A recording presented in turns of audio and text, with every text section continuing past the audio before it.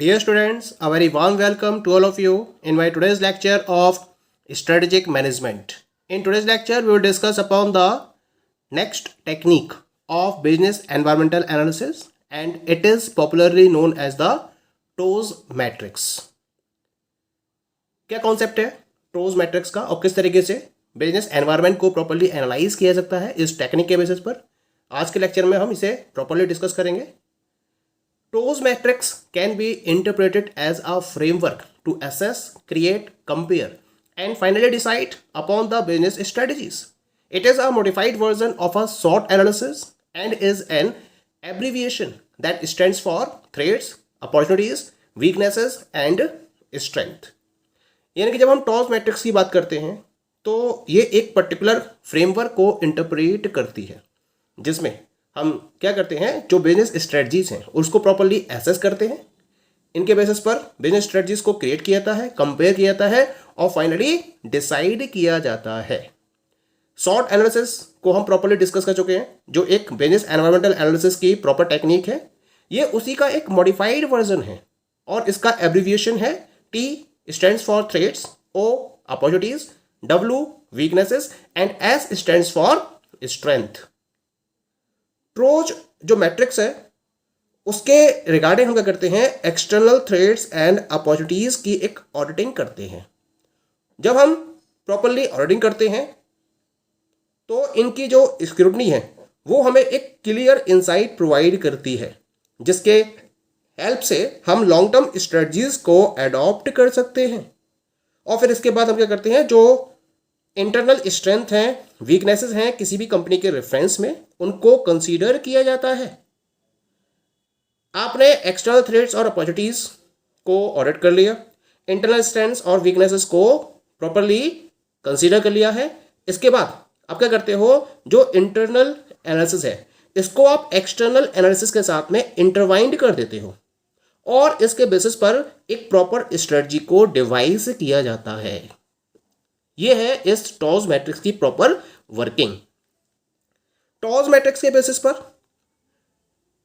कोई भी company amazing ideas को जनरेट कर सकती है फ्रूटफुल मार्केटिंग स्ट्रेटजीज के रिलेशन में. इसके साथ साथ डिसीजन मेकिंग में भी ये हेल्पफुल होती है. एक्सटर्नल जो थ्रेट्स हैं इनको प्रोटेक्ट करने में भी ये हेल्पफुल है. वीकनेसेस और शॉर्टकमिंग्स को दूर करने में भी इस TOWS मैट्रिक्स का प्रॉपर यूटिलाइजेशन किया जाता है. अब हम डिस्कस करेंगे कि TOWS मैट्रिक्स के बेसिस पर कोई भी कंपनी किस तरीके से अपनी स्ट्रेटजी को प्रॉपरली डेवलप कर सकती है. यहां मैंने TOWS मैट्रिक्स के रिलेशन में एक प्रॉपर फ्रेमवर्क को डिजाइन किया है. यहां एक तरफ आप देख रहे हैं कि मैंने एक्सटर्नल फैक्टर्स को रिप्रेजेंट किया है और दूसरी तरफ मैंने इंटरनल फैक्टर्स को रिप्रेजेंट किया है. यानी कि जो हॉरिजॉन्टल डायरेक्शन है उसमें इंटरनल फैक्टर्स हैं. इंटरनल फैक्टर्स में एक स्ट्रेंथ्स और दूसरी वीकनेसेस को इंक्लूड किया जाता है और एक्सटर्नल फैक्टर्स में अपॉर्चुनिटीज और थ्रेट्स को इंक्लूड किया जाता है. अब हम इनके कॉम्बिनेशन बनाते हुए स्ट्रेटजीज को फाइनलाइज कर सकते हैं. The very first combination is OS opportunities plus strength, तो इसे हम बोलते हैं SO strategy. Next combination is opportunities plus weaknesses. This is known as the WO opportunity strategy. Next one is the threats plus strength. This is known as the ST strategy. Next combination is weaknesses and threats. This is known as the WT strategy. तो इस तरीके से इस particular TOWS matrix के basis पर we can identify the 4 different strategies. जिसमें पहली थी, this is popularly known as the SO strength opportunity strategy. Second one WO weakness opportunity strategy. Third one is the strength threat, that is ST strategy. And fourth one is the WT, that is weakness and threat strategy. Now we will discuss one by one कि किस तरीके से इन strategy को focus करते हुए कोई भी organisation अपनी स्ट्रेटजीज को प्रॉपरली डिसाइड कर सकती है. तो इसके रिगार्डिंग सबसे पहले बात करेंगे हम फर्स्ट स्ट्रेटजी की, and this is known as the strength and opportunity, या फिर हम इसको SO स्ट्रेटजी या फिर इसे हम मैक्स स्ट्रेटजी का नाम भी देते हैं, क्योंकि यहाँ पर फर्म के पास प्रॉपर स्ट्रेंथ्स भी अवेलेबल हैं और मार्केट में अपॉर्चुनिटीज भी अवेलेबल हैं. तो यहाँ पर दोनों ही मैक्सीमैक्स कंडीशन को डिफाइन करती हैं, इसी वजह से इसको हम मैक्सीमैक्स स्ट्रेटजी का नाम भी देते हैं। क्या होती है मैक्सीमैक्स स्ट्रेटजी, जिसे कोई भी ऑर्गेनाइजेशन अडॉप्ट कर सकती है? The aim of a SO और maximax strategy is to utilise internal strengths to make optimum use of the external opportunities available to the company. In other words, the company has to utilize the strengths by using its resources to cash in and potential opportunities. यानी कि इस strategy में company के पास proper strengths available हैं और इसके साथ साथ एक्सटर्नल मार्केट में अपॉर्चुनिटीज भी अवेलेबल हैं, तब इस पर्टिकुलर स्ट्रेटजी को फोकस किया जा सकता है। एसओ या मैक्सीमैक्स स्ट्रेटजी का मेन ऑब्जेक्टिव है कंपनी की इंटरनल स्ट्रेंथ को प्रॉपर्ली यूटिलाइज करते हुए मार्केट में या एक्सटर्नल एनवायरनमेंट में जो अपॉर्चुनिटीज अवेलेबल हैं उनका ऑप्टिमम यूटिलाइजेशन करना, ये इसका मेन ऑब्जेक्टिव है। या फिर हम दूसरे शब्दों में कह सकते हैं कि जो कंपनी है वो अपनी स्ट्रेंथ को इस तरीके से यूटिलाइज करती है या फिर जो उसके रिसोर्सेज हैं उनको वो स्ट्रेंथ बनाते हुए इस तरीके से यूटिलाइज करती है जिससे कि पोटेंशियल अपॉर्चुनिटीज को एनकैश किया जा सके। तो हम इस स्ट्रेटजी को एसओ या मैक्सीमैक्स स्ट्रेटजी का नाम देते हैं। इसको हम एक एग्जाम्पल के बेसिस पर समझ सकते हैं। Suppose that a company had reasonably established a brand name in the market and has won the hearts of the consumers. There lies a golden opportunity to explore the new market locations or introducing a new line of products or services for the same target market. यानी कि हम एक ऐसी company की बात कर रहे हैं जिसने अपने स्ट्रेंथ के बेसिस पर या अपने रिसोर्सेज के बेसिस पर मार्केट में अपने ब्रांड नेम को प्रॉपरली एस्टेब्लिश कर लिया है और एक तरीके से कंज्यूमर की ये एक फेवरेट कंपनी बन चुकी है। Most of the consumers are interested in the products of this particular company. तो यहाँ इस कंपनी के पास एक गोल्डन अपॉर्चुनिटी है कि ये नए मार्केट लोकेशंस में अपने आप को एक्सप्लोर कर सकती है, यानी कि नए मार्केट्स में अपने प्रोडक्ट्स को इंट्रोड्यूस कर सकती है। या फिर एक गोल्डन अपॉर्चुनिटी और है कि ये नए लाइन ऑफ प्रोडक्ट्स या सर्विसेज को सेम टारगेट मार्केट में भी इंट्रोड्यूस कर सकती है, यानी कि अगर इसको नए प्रोडक्ट्स इंट्रोड्यूस करने हैं, नई सर्विसेज को इंट्रोड्यूस करना है तो भी वो ऐसा कर सकती है और इसका मैक्सिमम बेनिफिट इसको मिलेगा। तो हम इस स्ट्रेटजी को नाम देंगे एसओ स्ट्रेटजी और maximax strategy. That is clear. Now come to the second strategy and this is known as strengths and threats, ST, और मैक्सी मिनी स्ट्रेटजी। क्या है ये स्ट्रेटजी? इस पर्टिकुलर स्ट्रेटजी का मेन ऑब्जेक्टिव है कंपनी की strength को मैक्सिमाइज करते हुए जो इसके साथ में एसोसिएटेड थ्रेट्स हैं उनको मिनिमाइज करना, क्योंकि यहां पर कंपनी के जो स्ट्रेंथ्स हैं वो स्ट्रांग है, यानी कि कंपनी के पास प्रॉपर रिसोर्सेज की अवेलेबिलिटी है लेकिन मार्केट में थ्रेट्स भी अवेलेबल हैं। तो वो अपनी स्ट्रेंथ को इस तरीके से मैक्सिमाइज करती है और मैक्सिमाइज करते हुए उसको इस तरीके से यूटिलाइज करती है जिससे कि एनवायरनमेंट में जो अवेलेबल थ्रेट्स हैं उनको प्रॉपरली मिनिमाइज किया जा सके इन स्ट्रेंथ के सपोर्ट के बेसिस पर। इसका मतलब ये हुआ जो कंपनी है वो अपनी इंटरनल स्ट्रेंथ का प्रॉपर एडवांटेज लेते हुए जो एक्सटर्नल थ्रेट्स हैं, मैसिव एक्सटर्नल थ्रेट्स हैं, उनको अवॉइड करती है। तो हम इस स्ट्रेटजी को एसटी स्ट्रेटजी या फिर मैक्सी मिनी स्ट्रेटजी का नाम भी देते हैं।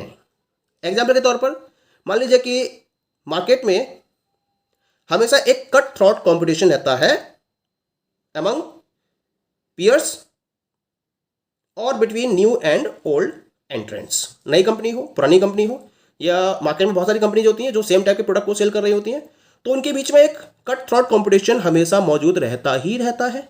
तो ये क्या हो गया? This is the threat for the company.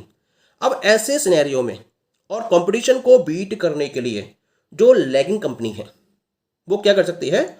उसे अपनी इंटरनल स्ट्रेंथ को का एडवांटेज लेने की रिक्वायरमेंट है यहाँ पर, यानी कि वो अपनी इंटरनल स्ट्रेंथ का यूज करते हुए, जैसे कि प्रोडक्ट की क्वालिटी है, मैन्युफैक्चरिंग टेक्निक्स हैं, उसकी लीगेसी है, कस्टमर सर्विसेज हैं और भी उसकी स्ट्रेंथ्स हो सकती हैं, इनका प्रॉपरली यूटिलाइजेशन करते हुए कंपटीशन को प्रॉपरली बीट कर सकती है, यानी कि अपनी स्ट्रेंथ्स को प्रॉपरली यूटिलाइज करते हुए, उसका एडवांटेज लेते हुए थ्रेट्स को प्रॉपरली अवॉइड किया जा सकता है। तो हम इस स्ट्रेटजी को strengths and threats ST strategy या मैक्सिमिनी स्ट्रेटजी का नाम देते हैं। पॉइंट क्लियर हो गया। अब हम बात करेंगे about the third strategy. Third strategy क्या है टोज मैट्रिक्स में, that is the weakness and opportunities, या फिर इसको हम WO स्ट्रेटजी या मिनी मैक्सी स्ट्रेटजी का नाम भी देते हैं, क्योंकि यहाँ वीकनेस अवेलेबल है ऑर्गेनाइजेशन के पास और अपॉर्चुनिटीज मार्केट में अवेलेबल है। अब इसके अकॉर्डिंग फर्म को किस तरीके से बिहेव करना चाहिए वो इसे डिसाइड करना है। तो यहाँ पे जो मिनी मैक्स स्ट्रेटजी है वो अपनी वीकनेसेस को मिनिमाइज करने के लिए अटेम्प्ट करती है और इसके साथ साथ जो मार्केट में अपॉर्चुनिटीज अवेलेबल हैं उनको मैक्सिमम वे में यूटिलाइज करने के लिए एफर्ट्स करती है। क्योंकि स्ट्रेंथ है नहीं इसके पास, वीकनेसेस है, तो वीकनेसेस को जब तक मिनिमाइज नहीं करेगी तब तक ये अपॉर्चुनिटीज को मैक्सिमम लेवल तक अवेल नहीं कर पाएगी। तो इसी के पॉइंट ऑफ व्यू से WO स्ट्रेटजी को फोकस किया जाता है। इस स्ट्रेटजी का मेन पर्पज है इंटरनल वीकनेसेस को रिवैम्प करना और उसके बेसिस पर एक्सटर्नल अपॉर्चुनिटीज का यूज करना। यानी कि एक्सटर्नल अपॉर्चुनिटीज का यूज तभी कर सकते हो जब आप अपनी वीकनेसेस को मिनिमाइज कर सको, उसको आप प्रॉपर्ली रिवैम्प कर सको। The management of the company will detect various alternatives to look past the weaknesses and take control of the opportunities that come up in the course। और उसके लिए जो मैनेजमेंट है कंपनी का वो वेरियस ऑल्टरनेटिव्स पर विचार करता है, उसको डिटेक्ट करता है कि भाई जो पास्ट में वीकनेसेस थी उनको किस तरीके से लुक आफ्टर किया गया था और किस तरीके से जो अपॉर्चुनिटीज अवेलेबल थी उन पर प्रॉपरली कंट्रोल किया गया था। ये एक बहुत अच्छा डिसीजन होता है किसी भी कंपनी के मैनेजमेंट के द्वारा कि वो अपनी वीकनेसेस को करेक्ट करे या इसको वो डिक्लाइन करे और अपॉर्चुनिटीज को अनटैप करे। और इसी रिगार्डिंग इस पर्टिकुलर स्ट्रेटजी को प्रॉपरली फोकस किया जाता है, जिसे हम अपॉर्चुनिटीज थ्रेट स्ट्रेटजी का नाम देते हैं। एग्जाम्पल के तौर पर मान लीजिए एक कंपनी है जिसके पास एक्सपर्टाइज नेचर का मैनेजमेंट अवेलेबल नहीं है। The company does not possess any expertise, जो कि किसी भी कंपनी की ग्रोथ के लिए बहुत जरूरी होती है, लेकिन इसके पास एक अपॉर्चुनिटी मार्केट में अवेलेबल है जिसका वो एडवांटेज लेना चाहती है। तो इसके लिए क्या करेगी ये कंपनी, दूसरी कंपनी के साथ में अपने आप को टाई अप करेगी और वो कंपनी क्या है, उसके पास एक्सपर्टाइज नेचर अवेलेबल है उस अपॉर्चुनिटीज को अवेल करने के लिए। तो इस तरीके से वो जो कंपनी है वो अपनी वीकनेसेस को अवॉइड करते हुए मार्केट में अवेलेबल अपॉर्चुनिटीज को प्रॉपरली अवेल कर सकती है। और ये सिचुएशन क्या होगी, दोनों ही कंपनीज के लिए काफी कन्वीनियंट भी रहेगी। That is clear. Now we come to the last strategy and this is known as the weakness and threats, that is WT strategy, या इसको हम मिनी स्ट्रेटजी का नाम भी देते हैं। क्या मेन पर्पज है मिनी स्ट्रेटजी का? वीकनेसेस को मिनिमाइज करना और इसके साथ साथ थ्रेट्स को भी मिनिमाइज करना। That is a very worst situation for any of the organization, और इसको हैंडल करना सबसे ज्यादा टिपिकल होता है।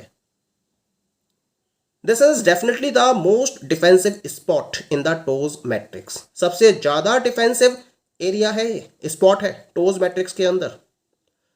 ये सबसे ज्यादा यूटिलाइज किया जाता है कंपनी के द्वारा जब कंपनी डेप्लोरेबल सिचुएशन में होती है, यानी कि जब कंपनी बहुत ज़्यादा डाउन सिचुएशन में होती है, यानी कि उसके पास स्ट्रेंथ्स की अवेलेबिलिटी नहीं है, वीकनेसेस ही वीकनेसेस है और मार्केट में थ्रेट्स भी अवेलेबल हैं।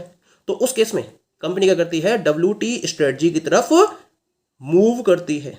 और इस सिनेरियो में जो कंपनी है वो एग्रेसिव एनवायरनमेंट में ऑपरेट कर रही होती है और उसके पास किसी भी तरीके की कोई भी अपॉर्चुनिटीज अवेलेबल नहीं होते हैं। तो बेटर है कि जो कंपनी है वो अपने आप को वाइंड अप कर दे, यानी कि कंपनी के वाइंड अप के रेफरेंस में ये स्ट्रेटजी एक प्रॉपर डायरेक्शन प्रोवाइड करती है। अगर मिनी स्ट्रेटजी की बात करी जाए तो ये एक तरीके से कंपनी के लिक्विडेशन के रिगार्डिंग एक पैसिमिस्टिक स्टाइल को रिप्रेजेंट करता है। ये एक इंडिकेशन देता है now it is the time for the company to liquidate its operations. Okay, so these all are the 4 strategies which are explained by TOWS matrix. Okay, thank you.